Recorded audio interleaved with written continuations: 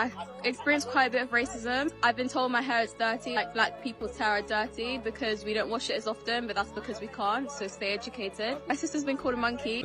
They're racist, I'm going to be honest with you. They're racist. Have you experienced it? Yeah, I've experienced it a lot because when I started my job over here, so I was working in a chicken shop, in a takeaway, and I've got a lot of stupid people. I've seen a lot of them. Color, it's about the color of your skin. So they're after your color.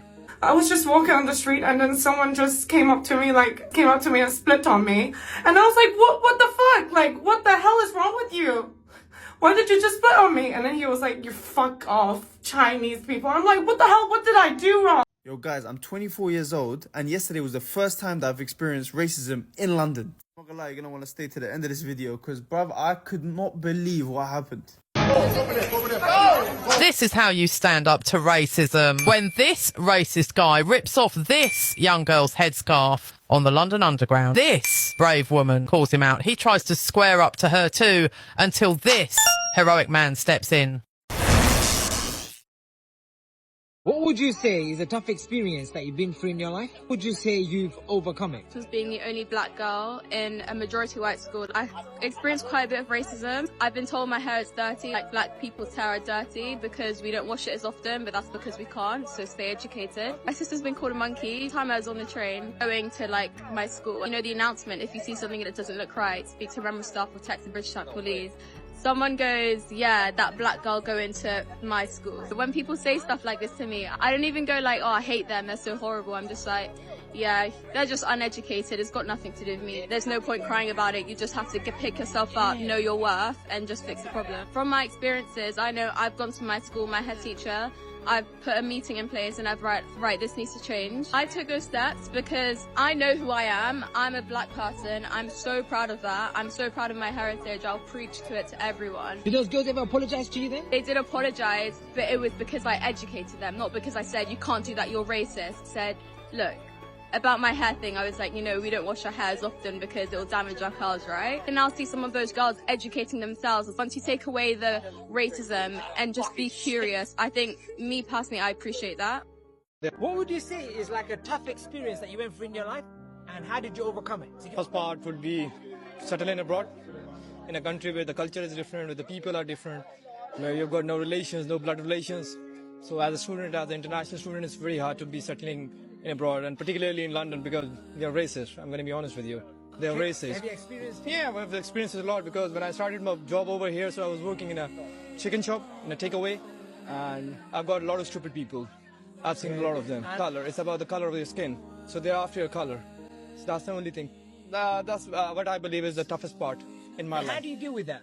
We need to realize that we are a legal citizen of this country, and we'll not come over here without visas. We are here on proper visas, and I mean, apart from this, they can't do anything to us because they're lazy people. They can't work by themselves. So this is the very reason they're allowing immigrants to come over here. And because we're doing the hard jobs over here, we are running this country. We're running this economy of this country. You know what I mean? From my brother. Pakistan.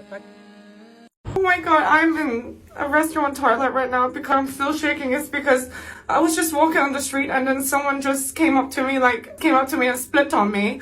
And I was like, what the fuck? Like, what the hell is wrong with you? Why did you just split on me? And then he was like, you fuck off, Chinese people. I'm like, what the hell? What did I do wrong? I did nothing wrong. Seriously, I don't get this world. What the fuck is wrong with London? Seriously, I didn't even do anything wrong. They just split on me for no reason. I hate this so much. People being so racist. Why can't people just be nice to each other? It's so annoying. Tell me why this woman is coming to me asking for change, and I'm like, sorry babe, I don't have change. And she goes like, yeah, you fucking bitch, that's people from your country, da da da. And she started cursing me out and yelling in front of everyone. And I'm like, how can you be broke and racist at the same time? If you want to be racist, at least be rich. But like, don't be broke and racist. Like, duh. Yo guys, I'm 24 years old and yesterday was the first time that I've experienced racism in London. I'm not gonna lie, you're gonna want to stay to the end of this video because bruv, I could not believe what happened. Long story short, I was in London with my wife and we walked to a train station. We're about to take the train to go back home. You know them like waiting areas that you can sit in? Yeah, we sat in that, and then a group of like 3 drunk middle-aged people walk in. Now, myself, like, you can't really tell where I'm from. You can't, like, from my face, you can't tell anything, innit? Hence why I think I'm privileged to the fact that I've never actually experienced anything like this before. But my wife wears the headscarf. So, obviously, they've walked in now. They've sat down. And the first thing they say is, oh, you shouldn't be scared of Muslims. You shouldn't be scared of Jews. I was like, bro, what's going on? So, at first, I'm thinking, yeah, maybe they're just drunk, like, they're just talking, whatever. But then they start having a conversation with us. And then one of them goes, oh, so where are you from? I go, I'm born and bred here, London. Like, can't you tell from the accent? They go, no, where are you actually from? I'm like, huh? To which I've actually gone, yeah, I'm Algerian. And then one of them goes, one woman goes, she goes, oh, yeah, I've got colleagues who are Indian. Sorry? Your colleagues are Indian? I'm Algerian. Where's the correlation? You know what they say about alcohol? They say that alcohol, like, it's the truth drug, innit? Like, once you drink, like, all the truth comes out. So I was like, in this situation, yeah, I could either get mad and, like, start effing and blinding, or what I could do in this situation is genuinely just try to see the mentality of this person. At this point, I'm trying to have a conversation, yeah, and I'm just like, cool, so I've travelled quite a bit. Let's just see what type of conversation we can get out of this, innit? And then the woman goes, yeah, so I've travelled to Morocco, I've travelled to Egypt, I've travelled to Iran. Okay? She goes, that's of interest to you? Huh? Genuinely, I didn't know what to think of it. I thought it was ignorance at first. I thought it was whatever. But then I deeped it properly, yeah? If it was me on my own, I can almost guarantee you this conversation wouldn't have come up. It's the fact that my wife was next to me. Like, genuinely, I think we've got to a level here in London, yeah, where racism now has just become normal.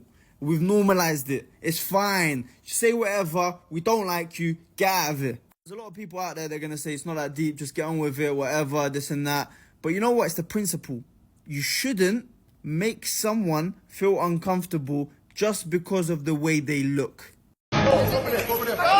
This is how you stand up to racism. When this racist guy rips off this young girl's headscarf on the London Underground, this brave woman calls him out. He tries to square up to her too until this heroic man steps in. Watch till the end to see what happens. Yes, and you didn't repeat that. Dirty Muslim just assaulted a young girl. You are vile. This is when the heroic man enters the frame. How dare you? And you're not. How dare you? Look at you. You're the one putting hands on women. Curious but concerned, he walks towards the group of girls who look shocked. Disgusting. I'm fully trained as an MMA fighter. You don't want to touch me. He gathers information to see what's happened before acting. I'm an IDF. You don't want to touch me. I'm an IDF soldier. I don't give two flying don't touch me. Ask him to get him away. This behaviour now is all the heroic man needs to step in and act. For